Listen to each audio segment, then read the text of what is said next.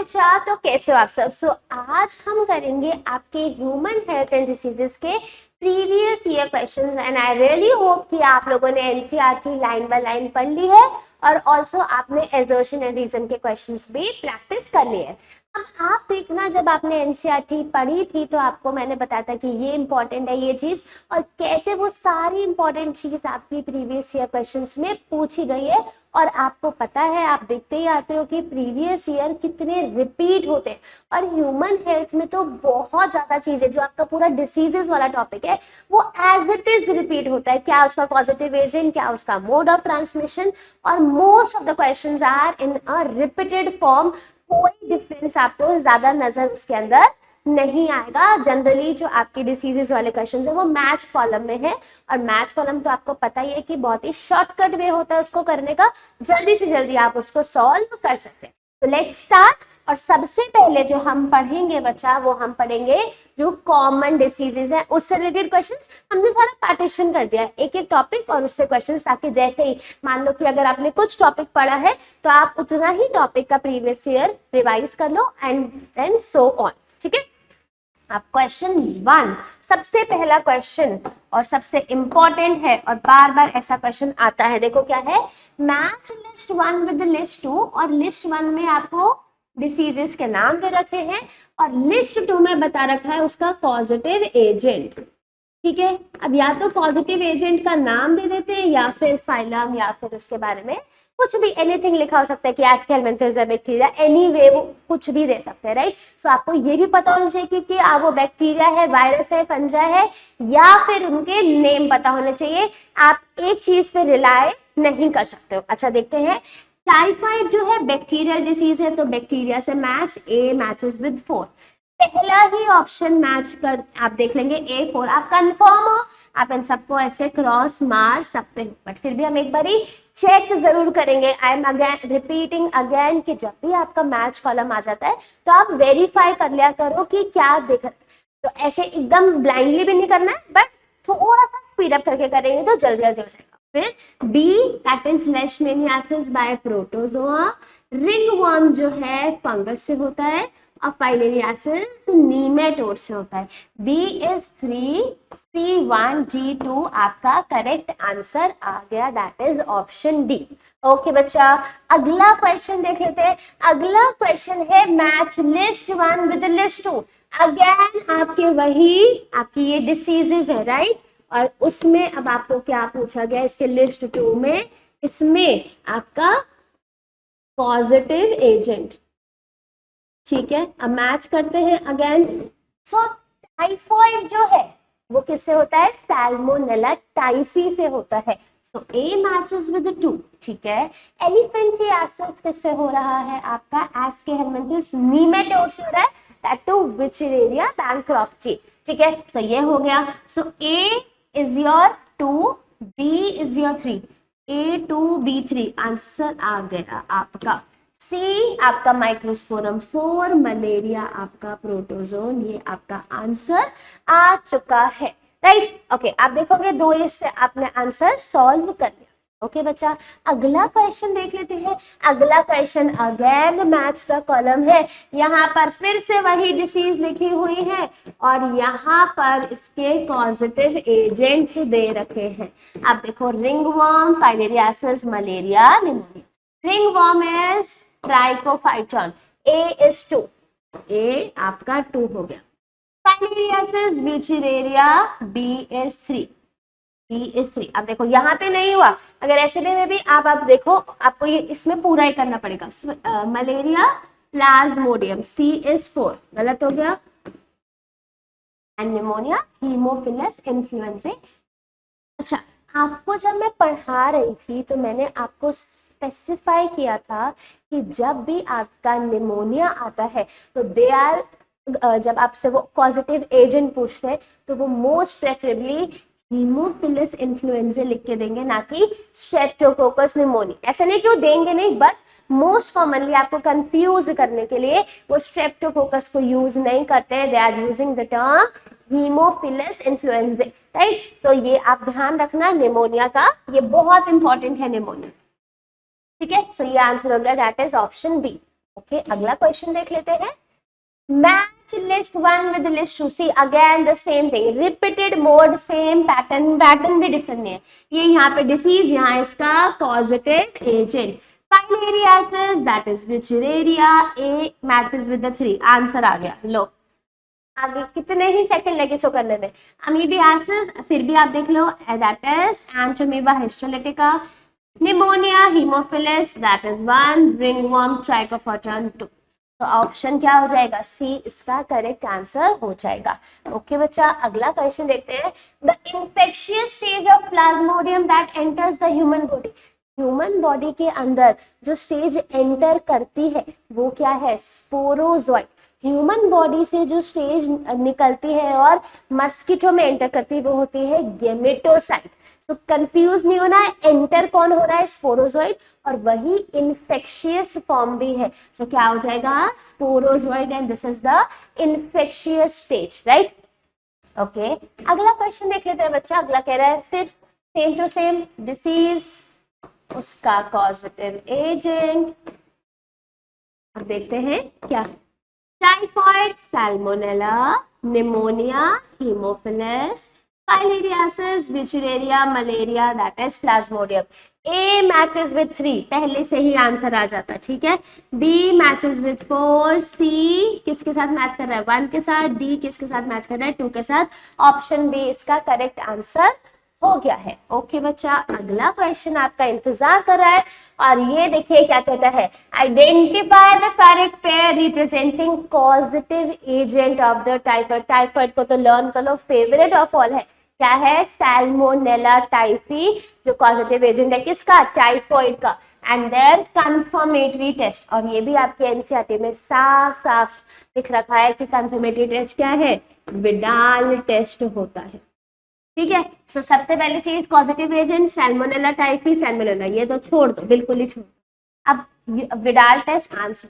एंथ्रॉन test क्या होता है बच्चा, anthrone test this is not in your syllabus, पर कार्बोहाइड्रेट्स के लिए होता है, to detect the carbohydrates. So आपको करना नहीं है, बस ऑप्शन में था तो मैंने आपको बता दिया कितना अमाउंट है, क्या है कार्बोहाइड्रेट, ठीक है। सो ये हो जाएगा आपका आंसर, ऑप्शन ए। अगला क्वेश्चन देखते हैं। अगला क्वेश्चन कह रहा है, इन विच डिसीज दस mosquito transmitted pathogen cause chronic inflammation of lymphatic vessel. Lymphatic vessel में जब प्रॉब्लम है तो ये आपका एक ही डिसीज आपके सिलेबस में जो आपने पढ़नी है, दैट इज एलिफेंटियासिस या फिर फाइलेरियासिस, क्योंकि हेलमिंथस डिसीज है और किससे हो रही है, विचुरेरिया, बैंक्रॉफ्टी और मलई से हो रही है। सो क्या आंसर हो जाएगा, एलिफेंटियासिस। एस्केरियासिस नहीं, रिंगवर्म नहीं, एमीबियासिस नहीं, इसका आंसर हो जाएगा ऑप्शन ए। ओके बच्चा अगला क्वेश्चन।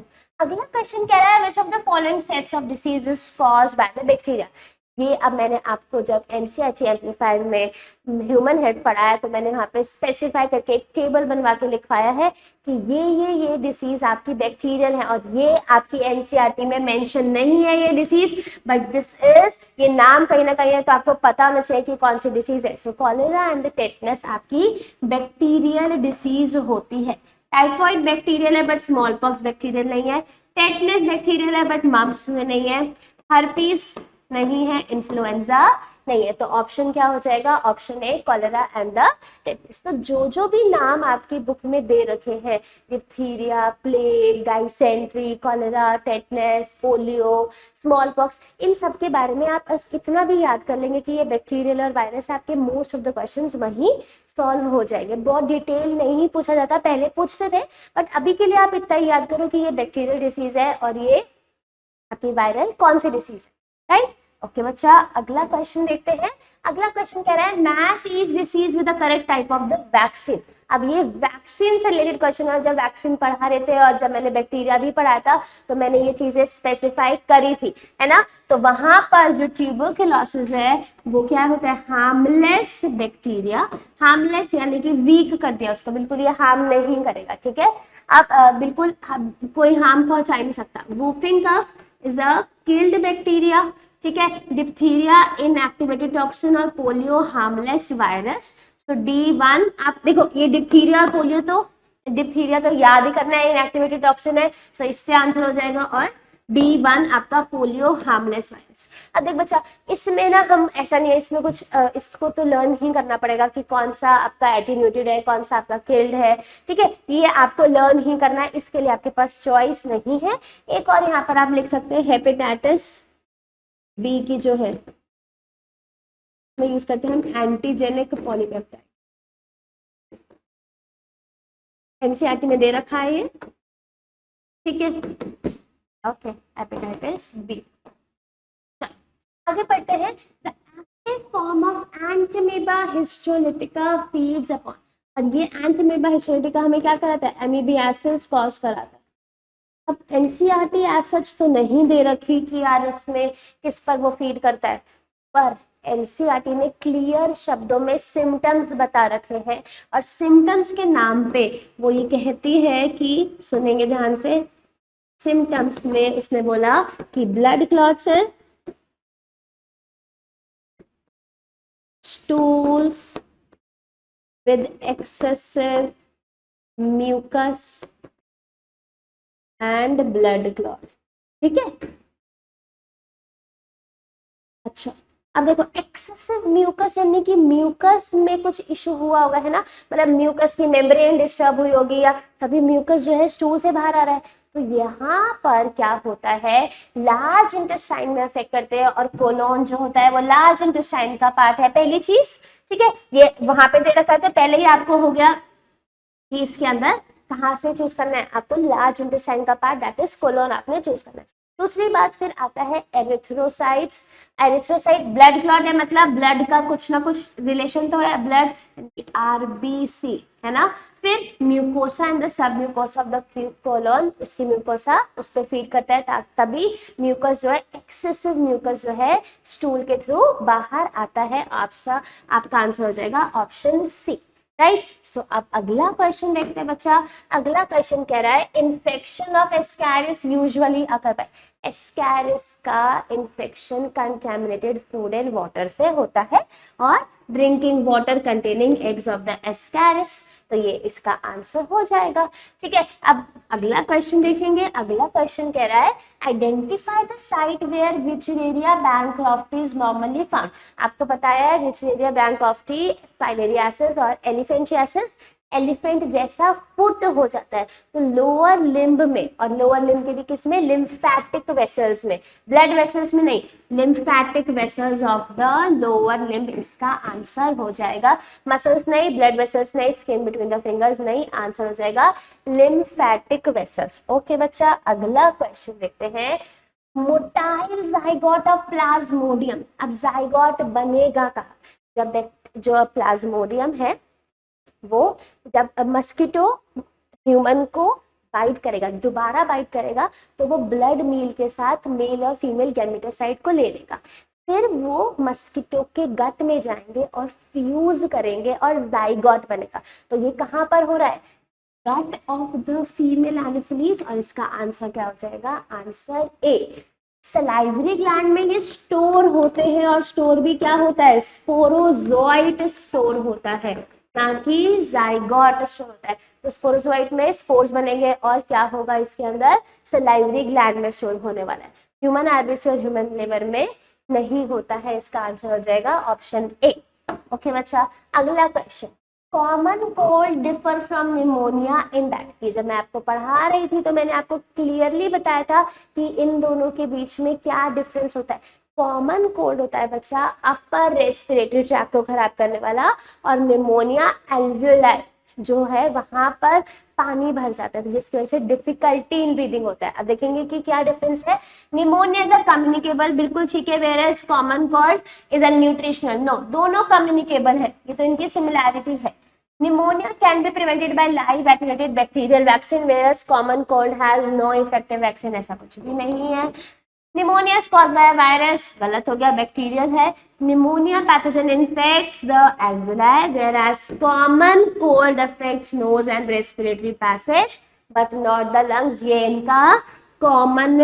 इनका डिफरेंशियल पॉइंट है, क्योंकि वो अपर रेस्पिरेटरी ट्रैक्ट को इन्फेक्ट करते हैं, और ये नीचे लोअर रेस्पिरेटरी ट्रैक्ट यानी कि एल्वियोलाई को करते हैं।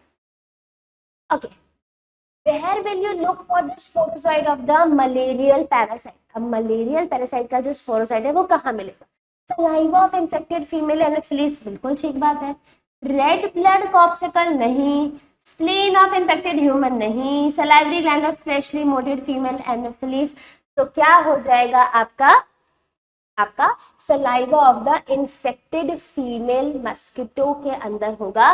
फ्रेशली मोल्टेड फीमेल जो होगी वो इन्फेक्टेड नहीं होगी, तो ये क्या हो जाएगा इसका आंसर? ऑप्शन ए इसका करेक्ट आंसर हो गया। ओके बच्चा, अगला क्वेश्चन करते हैं। तो इसके अंदर देखेंगे क्या है, which one of the following options gives the correct match of the disease, their causative agent and the mode of infection. Typhoid, salmonella typhi, बिल्कुल ठीक है। इंस्पायर्ड एयर से नहीं, कंटैमिनेटेड फूड एंड वाटर से होता है। निमोनिया, स्ट्रेप्टोकोकस निमोनिया, बिल्कुल ठीक बात है। ड्रॉपलेट इन्फेक्शन, बिल्कुल ही ठीक बात है। ओके, एलिफेंटियासिस जो है wuchereria, bancrofti which infected water and the food, नहीं ठीक है। Malaria that is plasmodium vivax, bite of the male anopheles, नहीं। फीमेल एनाफिलीज मस्किटो, तो ये क्या हो जाएगा? निमोनिया इसका करेक्ट आंसर हो जाएगा। ठीक है, ये क्यूलेक्स मस्किटो के थ्रू होता है। ओके, अगला क्वेश्चन देखेंगे बच्चा। अगला क्वेश्चन कह रहा है common cold is not cured by antibiotics. Antibiotics नाम से क्योर है, अगेंस्ट द बैक्टीरिया है, और कॉमन कोल्ड तो बेचारा वायरल डिसीज है, तो वायरल के अगेंस्ट एंटीबायोटिक का कोई काम नहीं होता। सो it is caused by the virus, सही बात है। बैक्टीरिया से होता ही नहीं है, not an infection disease, infectious disease यही है, ठीक है, ड्रॉपलेट इन्फेक्शन है। ओके बच्चा, अगला क्वेश्चन देखते हैं। अगला क्वेश्चन कह रहा है ringworm in humans is caused by, ringworm is caused by the fungi, right. So क्या आंसर हो जाएगा इसका? Fungi, option B correct answer होगा। ओके, अगला क्वेश्चन देखते हैं। अगला क्वेश्चन कह रहा है a person suffering from a disease caused by plasmodium, plasmodium से डिसीज हो रही है, उसका नाम क्या है? Malaria. Experiences recurring chills and the fever at a time when, आपको पता है कि ये जो चिल्स एंड फीवर्स होते हैं वो कब आता है? जब आरबीसी रप्चर करता है और एक टॉक्सिन रिलीज होता है जिसका नाम क्या होता है? हीमोजोइन। ओके, अब देखते हैं। The sporozoites released from RBC are being rapidly killed and broken down inside spleen. No. The trophozoites reach maximum growth and give out certain toxin. No. The parasites, after its rapid multiplication, RBC rupture and releasing the stage to enter the fresh RBC. ठीक है. The microgametocytes and mega are being destroyed by the WBC. ठीक है, अब देखो पहले वाले और इसमें क्या फर्क है? The sporozoites release from RBC are being rapidly killed and broken down inside the spleen. तो वो कह रहा है स्पोरोजोइट्स जो है वो ही किल हो रहा है, तो फिर हमारे काम के स्पोरोजोइट्स ऐसे भी कन्वर्ट हो चुका है।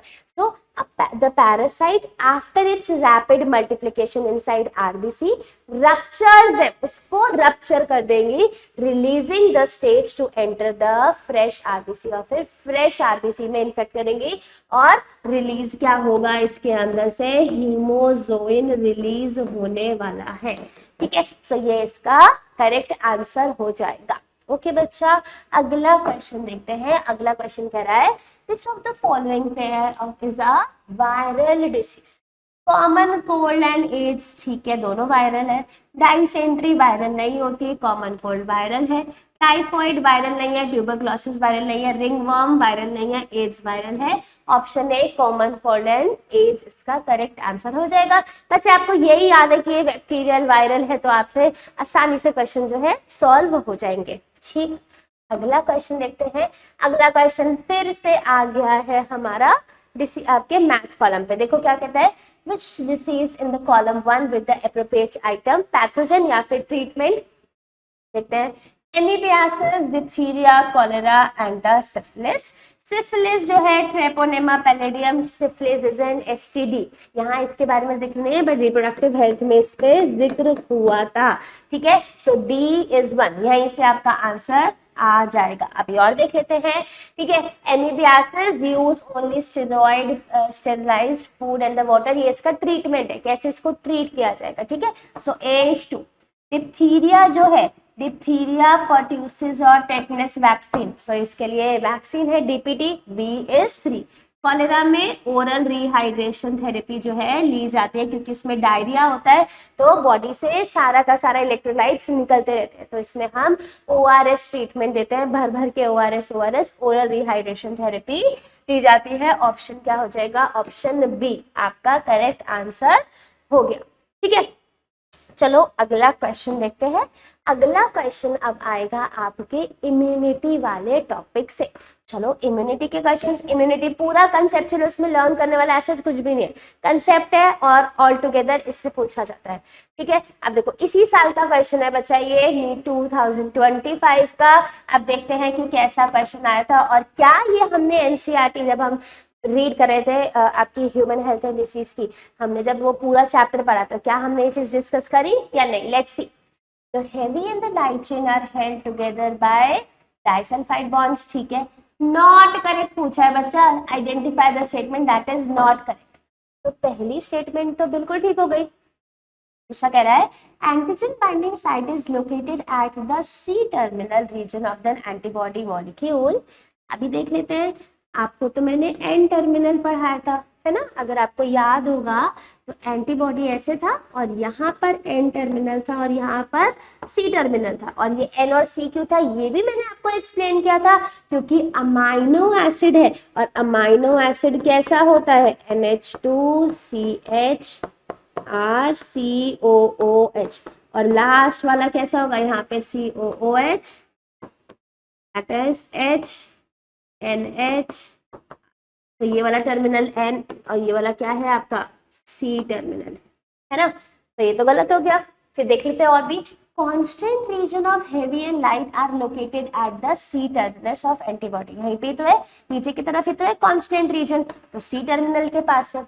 Each antibody has 2 light and 2 heavy chain। बिल्कुल ठीक बात है, तो आंसर क्या हो जाएगा? Antigen binding site is eight the C terminal. वो एक्चुअली में कहाँ पर होता है?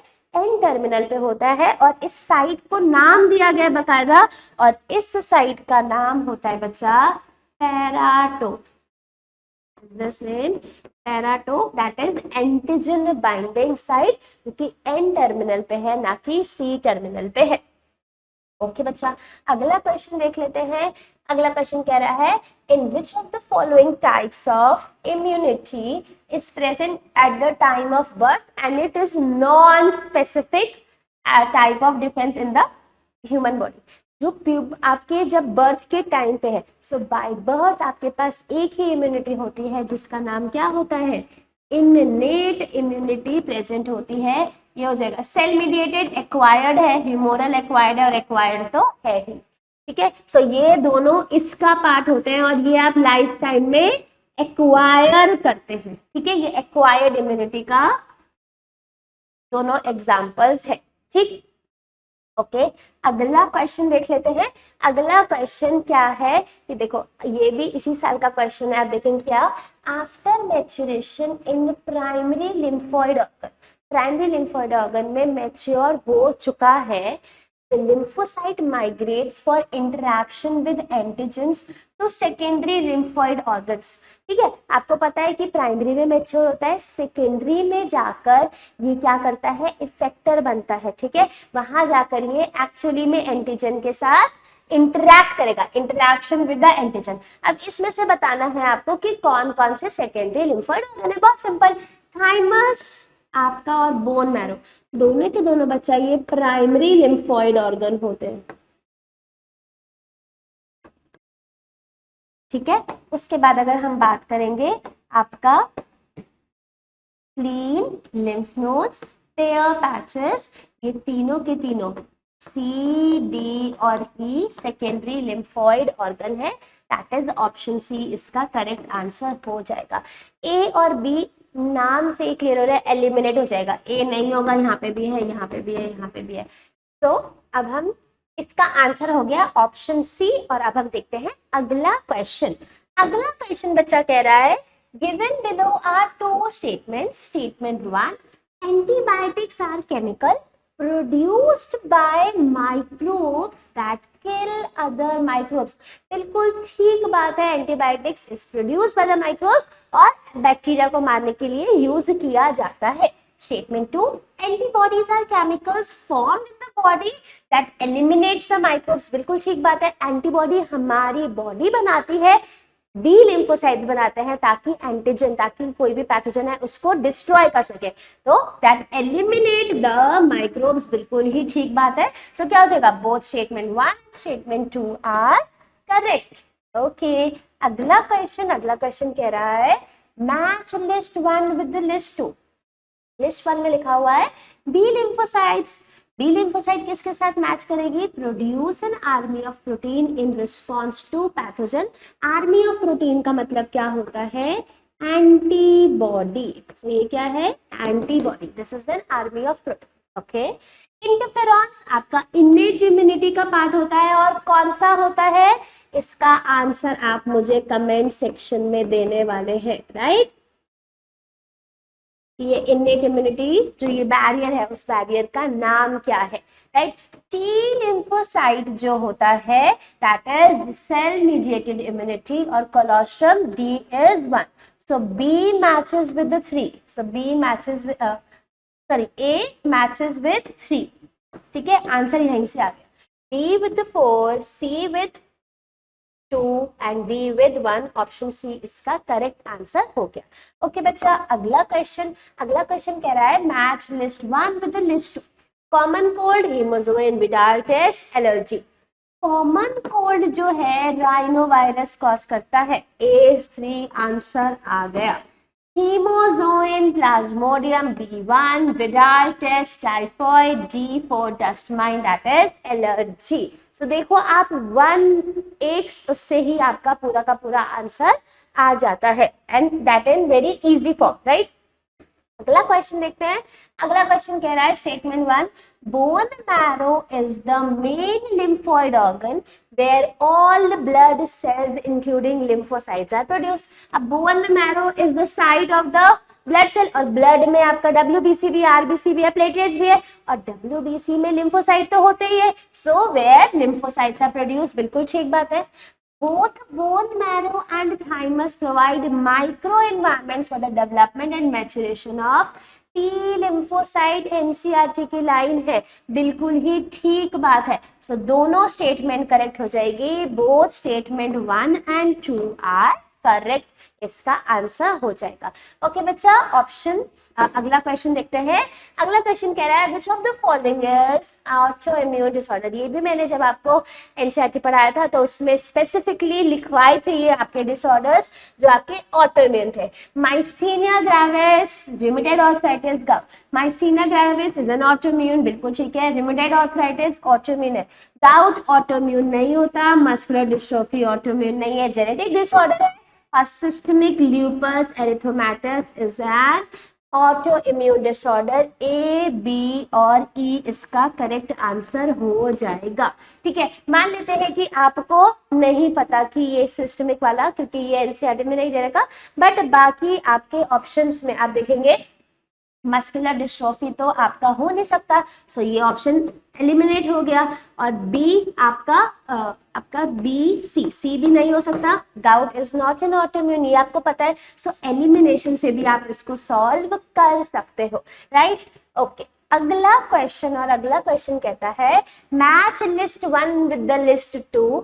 cytokine barrier, cellular, physiological and the physical barrier। cytokine barrier interferons, cellular barrier जो है आपके cells that is neutrophil and the macrophages। physiological barrier में आपके tears, saliva, lysozymes ये सब चीजें आती है, tears and the saliva। physical barrier mucus coating of respiratory tract। A matches with the 2, B 3 के साथ मैच कर रहा है, सी आपका 4 के साथ मैच कर रहा है, डी आपका 1 के साथ मैच कर रहा है। अब ऐसे में जल्दीबाजी नहीं करना, देख लेना सारे, तो पूरा पढ़ के रीड करके ही आप इसका सॉल्यूशन देने वाले हैं। ओके बच्चा, अगला क्वेश्चन पढ़ते हैं और अगला क्वेश्चन कह रहा है given below are two statement. Statement based है, देख लेना कोई only, if, but, somehow, mostly, ये सब चीजें ना लिखियो। Statement 1, auto immune disorder is a condition where body defense mechanism recognize its own cell as a foreign body। नाम से मतलब ही यही है इसका, ऑटो इम्यूनिटी, अपने लिए इम्यूनिटी, यानी कि अपना डायलॉग है ना, अपने हुए पर आए, वही सेम डायलॉग ऑटो इम्यूनिटी के लिए हम यूज करते हैं। तो खुद के सेल है, सेल्फ सेल को हम नॉन सेल्फ मानते हैं, right. So it's a disorder in which body defence mechanism recognise its own cell as foreign body. बिल्कुल ठीक स्टेटमेंट हो गई। Statement 2, rheumatoid arthritis is a condition where body does not attack cell cell। गलत हो गया ना, rheumatoid arthritis तो एक ऑटो इम्यून डिसऑर्डर है, तो ये तो इनकरेक्ट स्टेटमेंट हो गई, ऑटो इम्यून डिसऑर्डर। तो इसका आंसर क्या हो जाएगा कि स्टेटमेंट 1 तो ठीक है बट 2 आपकी इनकरेक्ट। तो option D, statement 1 is correct but 2 is incorrect statement. Okay बच्चा, अगला क्वेश्चन आता है और अगला क्वेश्चन कह रहा है select the incorrect statement with respect to acquired immunity. एक होती है इनेट और एक होती है एक्वायर्ड। इनेट जो बाय बर्थ होती है और एक्वायर्ड जो हम लाइफ टाइम में गेन करते हैं, right. So acquired immunity is non specific, बिल्कुल ही गलत हो गया, लाइन ही मत पढ़ना आगे। स्पेसिफिक इम्यूनिटी होती है, पैथोजन स्पेसिफिक होती है। Type of the defence present at the time of birth, no. ये किसकी बात कर रहा है, ये है आपकी इनेट इम्यूनिटी के बारे में बोल रहा है, ठीक है। Primary responses produce whenever body encounters pathogen for the very first time. तो ये बिल्कुल ठीक बात है, प्राइमरी फर्स्ट टाइम भी मिलता है। Anamnestic responses elicit on subsequent encounter with the same pathogen। सही बात है, एनामिनेस्टिक रिस्पॉन्स का मतलब होता है सेकेंडरी रिस्पॉन्स। सेकेंडरी रिस्पॉन्स कब आता है, जब पहले प्राइमरी रिस्पॉन्स आ चुका है, उसके मेमोरी सेल्स की वजह से सेकेंडरी रिस्पॉन्स आता है। सही बात है बच्चा, ध्यान देना, बस यहाँ पे ये सेम लिखा, डिफरेंट लिखा होगा तो गलत हो जाएगा, it will not be the correct, ठीक है। Anamnestic responses due to memory of the first encounter, again the correct statement. So answer क्या हो जाएगा, option A, that is acquired immunity is non specific. ये इनेट इम्यूनिटी के बारे में कह रहा है। ओके बच्चा, अगला क्वेश्चन देखते हैं। Identify the wrong statement. अब आपको रॉन्ग, इनकरेक्ट, इन सब पे स्टार्टिंग में ही फोकस कर लेना ताकि ब्रेन उसी तरह से आपका काम करे। विद रेफरेंस टू इम्यूनिटी, अब देखेंगे क्या है, when exposed to antigen living और dead antibodies are produced in the host body, it is known as active immunity। बिल्कुल ठीक बात है, जब आपकी बॉडी खुद एंटीबॉडी बनाती है तब हम उसको क्या कहते हैं, एक्टिव इम्यूनिटी। अभी आपको तो ये स्टेटमेंट बिल्कुल ठीक है, आगे देखते हैं। When readymade antibodies are directly given it is known as passive. बिल्कुल ठीक बात है, जब आप बनी बनाई एंटीबॉडी देते हो उसे हम क्या कहते हैं, पैसिव इम्यूनिटी। सी देखते हैं, active immunity is quick and give full response. Active immunity बच्चा स्लो होती है, पैसिव फास्ट होती है। सो इट्स अ, तो ये स्टेटमेंट क्या हो जाएगी, गलत हो जाएगी, ठीक है। fetus receives some antibodies from mother, it is an example of the passive immunity। बिल्कुल ठीक बात है। और कौन सी एंटीबॉडीज मिल रही है, IgG एंटीबॉडी इसको मिल रही है। So active immunity is quick, ये गलत हो जाएगा, पैसिव क्विक होती है और ये गलत स्टेटमेंट हो गई, ठीक है। अगला क्वेश्चन कहता है which of the following immune responses is responsible for rejection of the kidney graft। Graft कौन रिजेक्ट करता है, आपके पास दो इम्यून रिस्पॉन्स है, एक ह्यूमोरल और एक सेल मीडिएटेड इम्यूनिटी। तो जो ह्यूमोरल होता है वो रिस्पॉन्सिबल नहीं होता ग्राफ्ट रिजेक्शन के लिए, सेल मीडिएटेड इम्यूनिटी रिस्पॉन्सिबल होता है। तो cell mediated immune response is responsible, answer हो जाएगा ऑप्शन ए। ह्यूमोरल नहीं होता, ऑटोइम्यून नहीं, और इन्फ्लेमेटरी इम्यून रिस्पॉन्स भी नहीं, ऑप्शन ए इसका करेक्ट आंसर हो गया। ओके बच्चा, अगला question. Colostrum, the yellowish fluid secreted by mother during the initial days of lactation is the very essential to impart immunity to newborn. तो जो colostrum, जो फर्स्ट मिल्क है, जो मदर बेबी को देती है वाया ब्रेस्ट फीडिंग, तो उसमें से जो फर्स्ट मिल्क है दैट इज द कोलोस्ट्रम और येलोइश फ्लूइड होता है। और ये क्यों देती है? क्योंकि इसके this is rich in antibody. और कौन सी एंटीबॉडी? Immunoglobulin A. और बच्चा ये मैं ऑलरेडी आपको 4 से 5 बार बता चुकी हूँ, पर आप इसको याद रख लीजिएगा। फर्स्ट अल्फाबेट का नाम क्या होता है? आपका फर्स्ट अल्फाबेट है ए। फर्स्ट मिल्क है कोलोस्ट्रम। तो कोलोस्ट्रम में फर्स्ट से फर्स्ट याद रखना IgA होता है, कंफ्यूज नहीं होना। G प्लेसेंटा से और A इन द कोलोस्ट्रम, याद रहेगा। ओके बच्चा, आगे देखते हैं आगे क्या कहता है। Which of the following is not an auto immune disease? तो क्या हो जाएगा आपका? सोराइसिस ऑटोइम्यून है, रूमेटॉइड आर्थराइटिस ऑटोइम्यून है, अल्जाइमर्स डिसीज ऑटोइम्यून नहीं होती, और vitiligo is also an autoimmune disorder. तो इसका आंसर क्या हो जाएगा? Alzheimer's disease. और अल्जाइमर्स डिसीज अगर ऑटोइम्यून होती है तो क्या होती है? It's a neurodegenerative disorder.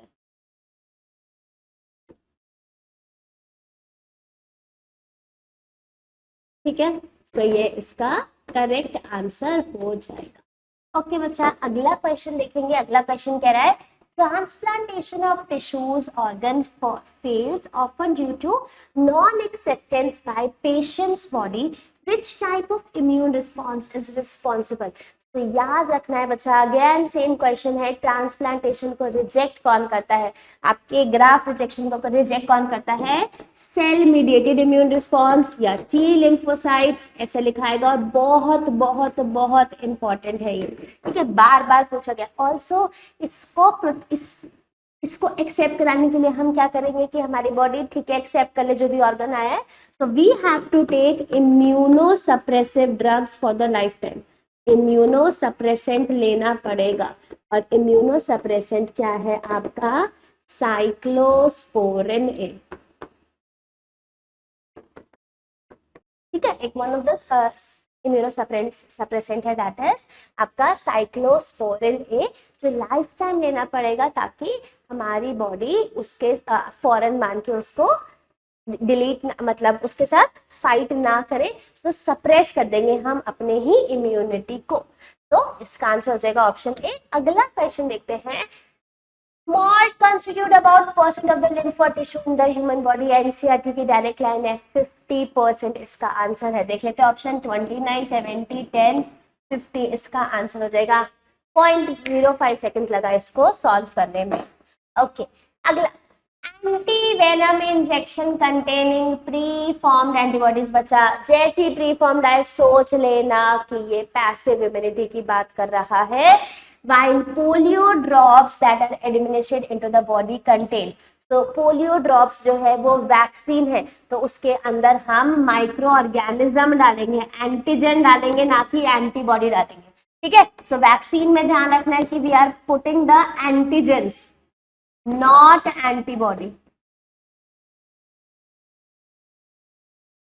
ठीक है, so it is the antigens not the antibody. So gamma globulin, attenuated pathogens, activated pathogen, harvested antibodies। ये तो नहीं होगा, गामा ग्लोबुलिन भी नहीं होगा। attenuated pathogen, attenuated मतलब होता है वीकेंड, वीक पैथोजन।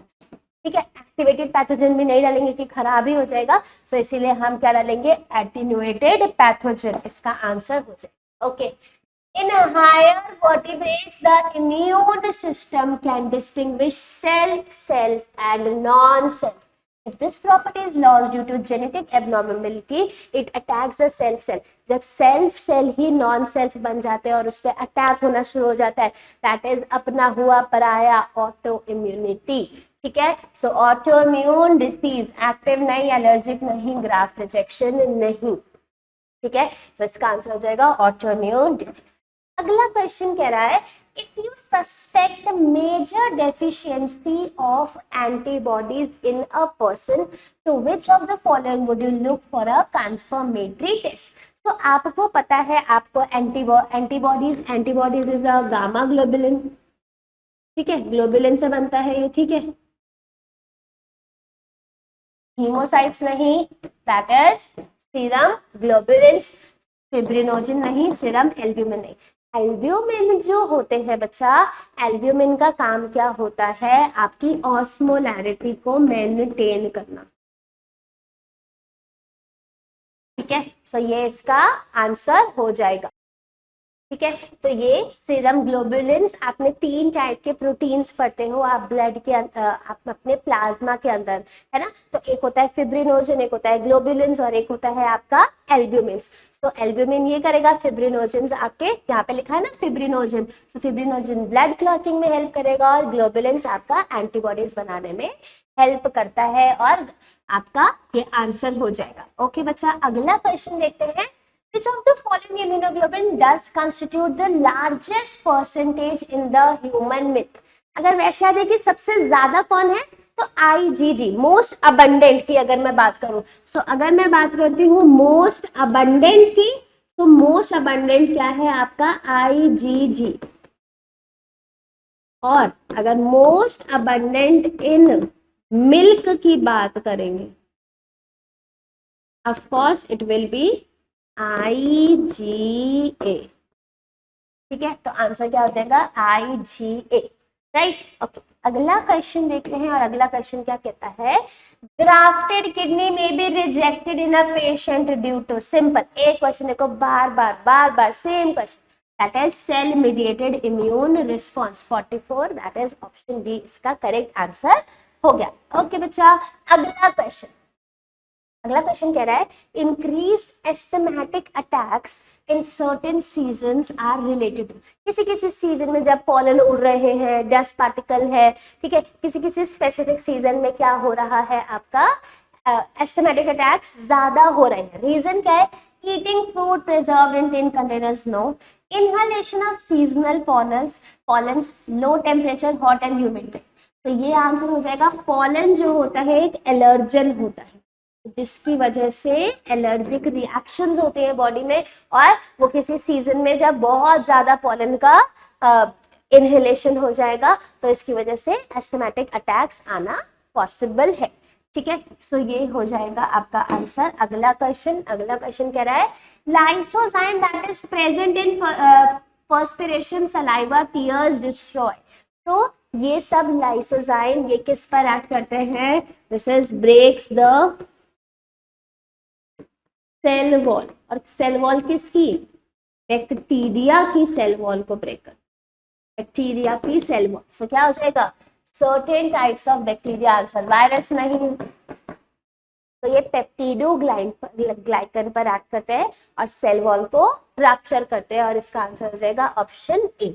ओके, अगला क्वेश्चन कह रहा है antibodies in our body are complex. Antibodies क्या होते हैं आपके, सिंपल ग्लाइकोप्रोटीन्स होते हैं। लाइपोप्रोटीन्स मत कहना, तो ग्लाइकोप्रोटीन आंसर, लाइपो नहीं, स्टेरॉइड्स नहीं, प्रोस्टाग्लैंडिन्स नहीं, ठीक है। सो ये क्या हो जाएगा आपका ऑप्शन ए इसका करेक्ट आंसर। अगला क्वेश्चन देखते हैं बच्चा, अगला कह रहा है damage to thymus in a child में लीड टू, ठीक है। थाइमस का डैमेज, थाइमस का काम क्या होता है, टी सेल की मैच्यूरेशन कराना, ट्रेनिंग स्कूल है, उसको सिखाएगा टी सेल को। आप देखेंगे क्या, a reduction in the hemoglobin content, no, a reduction in the stem cell production, नहीं, loss of antibody mediated immunity, नहीं, एंटीबॉडी मीडिएटेड तो बी होता है और थाइमस तो टी के लिए है, so loss of cell mediated immunity इसका करेक्ट आंसर हो जाएगा। ये तीनों इसके आंसर नहीं होंगे, option D is the correct answer. Okay, now next question अब आपका एड्स से रिलेटेड है। एड्स में देखते हैं कैसे कैसे क्वेश्चन आए हुए थे। In which blood corpuscle the HIV undergoes replication and produces progeny viruses, ठीक है। सो वो कह रहा है कि किसके अंदर आपका HIV जाता है, और H आपका जाता है T हेल्पर सेल्स में, और उसका जो सेल काउंट है वो कम करते रहता है। ठीक है, अब हो गया अगला question, Which of the following is correct regarding AIDS as a causative agent? AIDS का causative agent HIV, HIV के बारे में आपको एक करेक्ट बात बतानी है, इनकरेक्ट नहीं करेक्ट। देखते हैं क्या। HIV is enveloped virus, बिल्कुल ठीक है। Containing one molecule, यही रुक जाना, दो सिंगल स्ट्रैंडेड RNA होते हैं और दो रिवर्स ट्रांसक्रिप्टेज होते हैं, सही गलत हो गया। HIV is enveloped virus that contains two identical molecules of single-stranded RNA and two molecules of reverse transcriptase. So ये हो गया इसका correct. C, HIV is unenveloped गलत हो जाएगा। HIV does not escape but attacks the acquired immune response. Escape हो जाता है, 5-10 साल तक आपके सिम्टम्स ही नहीं देता, सो ये भी गलत हो जाएगा। सो ये इसका करेक्ट आंसर हो जाएगा, that is option B. Okay, अगला क्वेश्चन है HIV that causes AIDS first starts destroy, तो सबसे पहले वो किसको डिस्ट्रॉय करता है, हेल्पर टी सेल को। ठीक है, हेल्पर टी सेल को वो डिस्ट्रॉय करेगा, इम्यूनिटी एकदम वीक कर देगा, तभी तो इसका नाम है acquired immuno deficiency syndrome, right.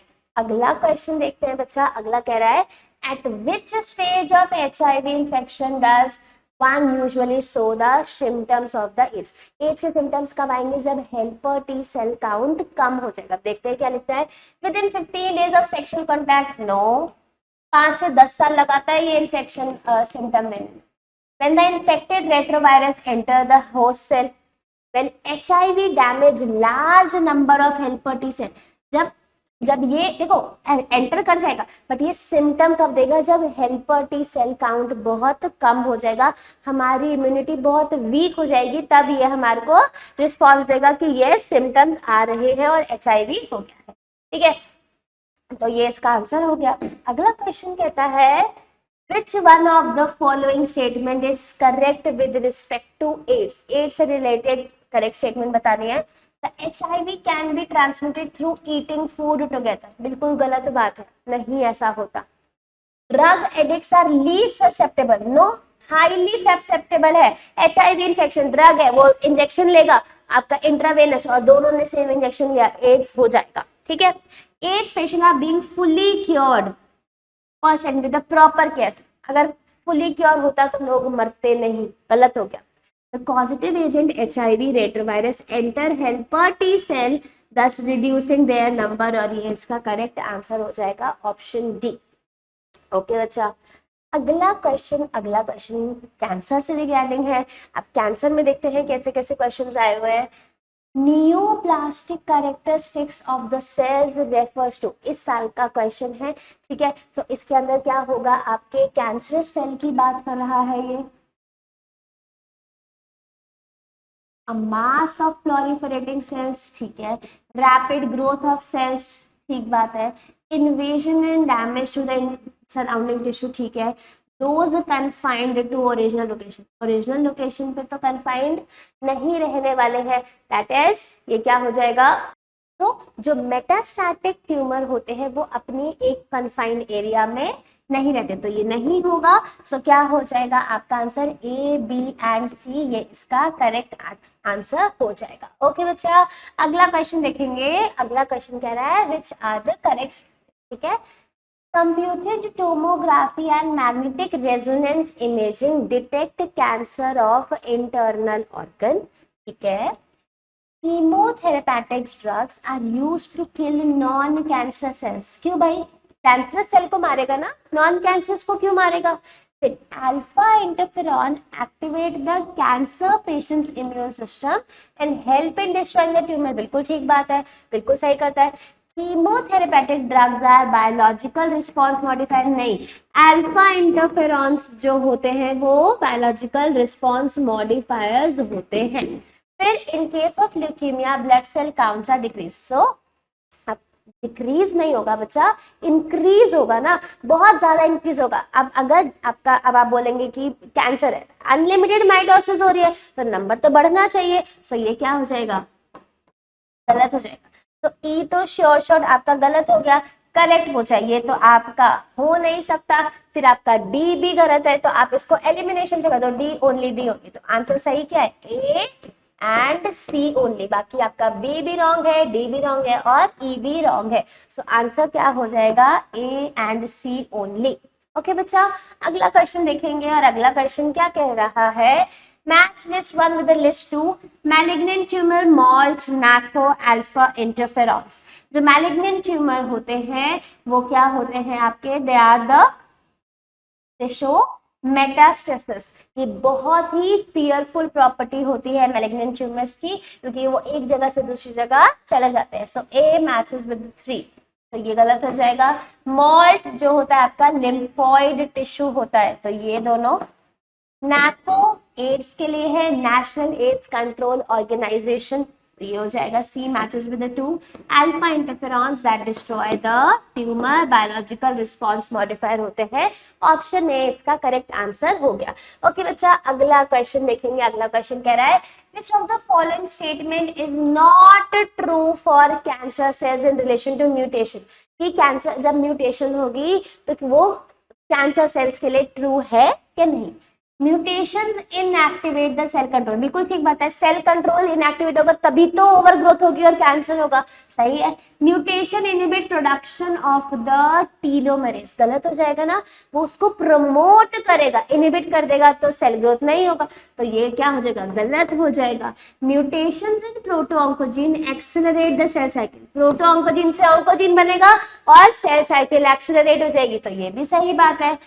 Mutation destroy टीलोमेरेज inhibitor, सही बात है, उसके इनहिबिटर को डिस्ट्रॉय करेगा तभी तो ओवर ग्रो करेगा, तो इसीलिए क्या हो जाएगा, mutation inhibit the production of telomerase, इसका आंसर हो गया। ओके बच्चा, अगला question, which one of the following is not a property of cancerous cell whereas the remaining 3 are। ऐसी कौन सा है जो कि आपकी प्रॉपर्टी नहीं है, बाकी सारी प्रॉपर्टी कैंसरस सेल की। They compete with the normal cells for vital nutrients, बिल्कुल ठीक बात है। आसपास के सेल्स जो है नॉर्मल सेल्स को नहीं मिल पाता, दूसरे सेल्स उनका न्यूट्रिएंट्स ले लेते हैं।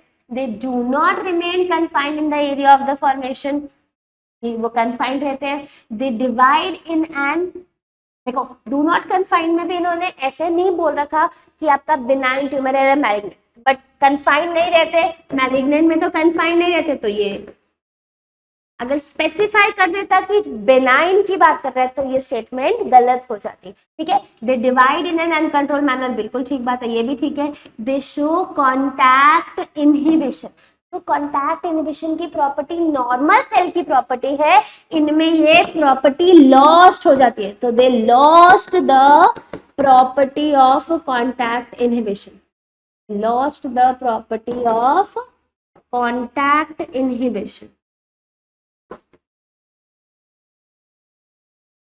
ये इसका आंसर हो जाएगा ऑप्शन, ठीक है।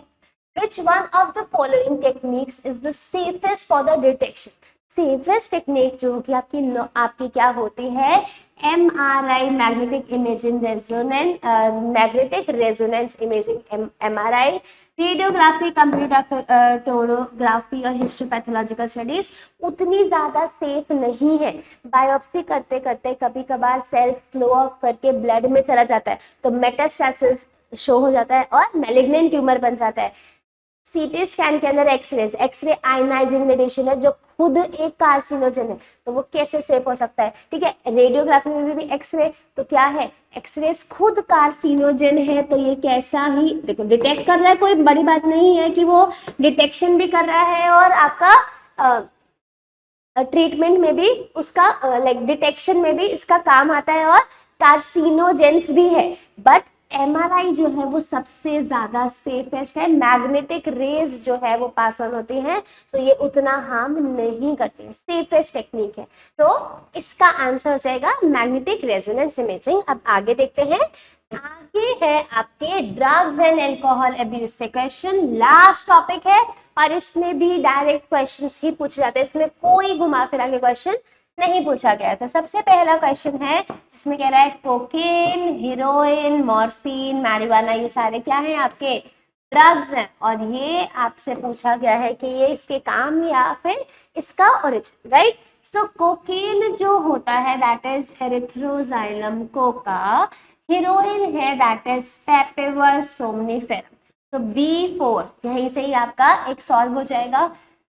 A3B4 मॉर्फिन जो है effective sedative and which is used in the surgery के बाद जो दिया जाता है। अब marijuana is a cannabis sativa, so ये आपका आंसर हो गया है।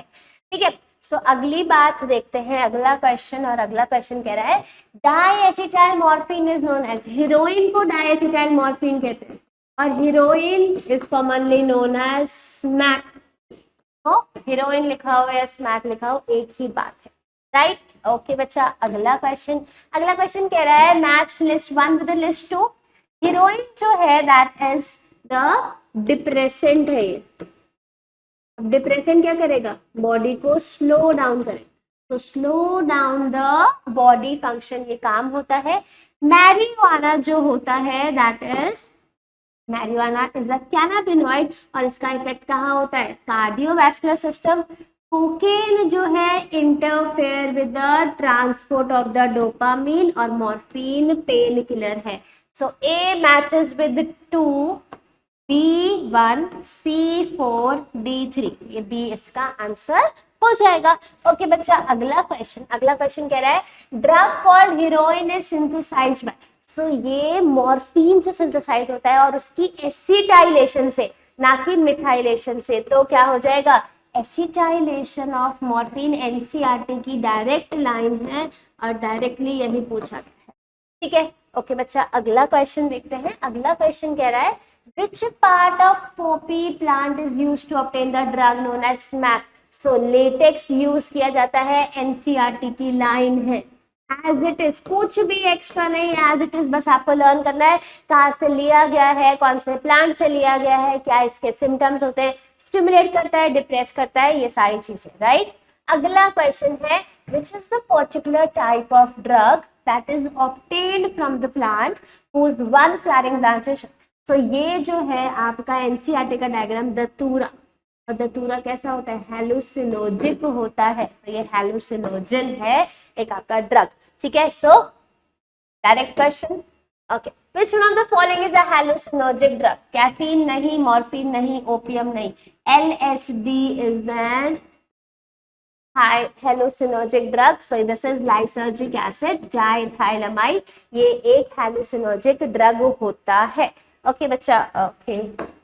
Now cirrhosis of liver is caused by, so liver cirrhosis alcohol पीने से होता है। ओपियम नहीं, अल्कोहल, टोबैको नहीं, कोकेन नहीं। सो अल्कोहल ये फैटी लिवर जो सबसे ज्यादा कॉज करता है ना, लिवर सिरोसिस, ये होता है किससे? अल्कोहल के इनटेक से। ओके बच्चे, अगला identify the molecule A and be shown below and select the right option. अब देखो डायग्राम बेस्ड क्वेश्चन है, आपको नहीं पता ये क्या है, कोई आप कैसे, आप ये क्वेश्चन कभी अटेम्प्ट मत करना अगर आपको इसका डायग्राम नहीं पता, क्योंकि अगर गलत कर दोगे तो नंबर कट जाएंगे। इसीलिए डायग्राम, एक एक डायग्राम एनसीईआरटी का इंपॉर्टेंट है। ये बच्चा ये मॉर्फिन है, ये एनसीईआरटी में बन रखा है, ठीक है, और ये जो है ये आपका कैनाबिनॉइड है। ठीक है, सो आपका ए मॉर्फिन है तो ए कोकेन हो नहीं सकता, बी हीरोइन हो नहीं सकता, बी कैनाबिनॉइड या ए मॉर्फिन, ये दोनों सही है। आगे देखते हैं सोर्स, कैनाबिनॉइड एट्रोपा बेलाडोना, ये सोर्स गलत है। कैनाबिनॉइड का सोर्स एट्रोपा बेलाडोना नहीं होता। क्या इसका करेक्ट सोर्स है वो आप मुझे कमेंट सेक्शन में बताने वाले हैं, ये हम ऑलरेडी पहले पढ़ चुके हैं ऑलरेडी। बस आपको ये बताना है कि कैनाबिनॉइड इसका सोर्स क्या है। मॉर्फिन, पैपेवर सोमनिफेरम, बिल्कुल ठीक है, सेडेटिव और पेन किलर्स होते हैं। ठीक है, ओके बच्चा, अगला क्वेश्चन देखते हैं। अगला क्वेश्चन क्या कह रहा है? Select the correct statement from the ones given below. Barbiturates when given to criminal make them tell the truth. Barbiturates जो होते हैं वो जो आपके ओपियोइड्स के होते हैं, सो दैट मीन्स डिप्रेसेंट है, ये नहीं दे सकते। Morphine is often given to person who have undergone surgery as a painkiller, बिल्कुल ठीक बात है। Chewing tobacco lowers blood pressure, नहीं बच्चा, हायर कर देता है, एड्रिनल ग्लैंड को एक्टिवेट यही कराता है, निकोटीन एड्रिनल ग्लैंड पे एक्ट करता है और एक्ट करने से ब्लड प्रेशर को इंक्रीज कराता है। Cocaine is given to a patient after surgery as it stimulates the recovery, नहीं, मॉर्फिन दिया जाता है ना कि आपका कोकेन। ऑप्शन बी इसका करेक्ट आंसर हो जाएगा। ओके बच्चा, अगला क्वेश्चन देखते हैं। Which one of the following statement is correct? benign tumor show the property of metastasis? No. Metastasis कौन शो करता है? आपका मैलिग्नेंट ट्यूमर। हीरोइन एक्सेलरेट नहीं, डिप्रेस कर देती है, डिप्रेसेंट है तो एक्सेलरेट नहीं करती। मैलिग्नेंट ट्यूमर में एग्जिबिट मेटास्टेसिस, बिल्कुल ठीक बात है। पेशेंट हुआ है undergone surgery are given cannabinoids? No बच्चा, क्या देते हैं? मॉर्फिन देते हैं। तो क्या आंसर हो जाएगा? आपका ऑप्शन सी करेक्ट आंसर हो जाएगा। ओके अगला question. Which one of the following is the correct statement regarding the particular psychotropic drug specified? Morphine leads to delusions and disturbed emotion? No. Barbiturate cause relaxation and temporary euphoria? ये भी नहीं होगा। Hashish causes afterthought, perceptions and the hallucinations? Hashish जो है that is cannabinoids।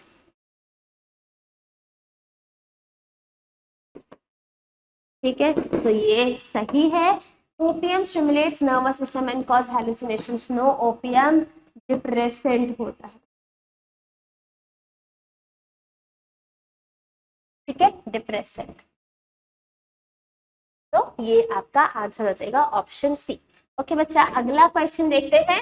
A person showing unpredictable moods, outburst of emotion, quarrelsome behavior and conflicts with other. तो ये बहुत ही पुराना कंसेप्ट है, बट हम पढ़ लेते हैं। एक क्वेश्चन जब आया हुआ है, अब पहले तो सारे डिसऑर्डर्स पूछे जाते थे, क्या क्या होते थे ड्रग्स से रिलेटेड या फिर कोई भी मेंटल डिसऑर्डर जो हम पढ़ा करते थे, बट अब उतना डिटेल में हम नहीं पढ़ते। बस ये एक आप लर्न कर लेना। सो ये डिसऑर्डर कैसा होता है? BPD, that is border line personality disorder, जिसमें वो अनप्रिडिक्टेबल, मतलब कभी खुश तो कभी दुखी, कभी रो रहा है तो कभी हंस रहा है। So this is that is border line personality disorder. ये इसका आंसर है, ये जस्ट लर्न कर लेना। Right? Okay, this is the last question, and last question says which one of the following depresses brain activity and produces feeling of calmness, relaxation and drowsiness? और तो ये क्या है? आपका वेलियम है इसका आंसर। ये भी एक ड्रग है जिसका नाम वेलियम है, आप इसको याद कर सकते हैं। ठीक है, so that was the last question. Thank you so much बच्चा for listening, and we will meet in the next particular chapter. Till then आपसे जो भी क्वेश्चन मैंने पूछा आप उसका कमेंट सेक्शन पे रिप्लाई करने वाले हैं। ऑल्सो अच्छे से लाइन बाय लाइन एनसीईआरटी पढ़ेंगे, assertion रीजन देखेंगे, PYQ करेंगे और आपका चैप्टर बिल्कुल कंप्लीट हो जाएगा और आपको कुछ और करने की जरूरत ही नहीं पड़ेगी। So once again thank you, मिलते हैं अगले वीडियो में।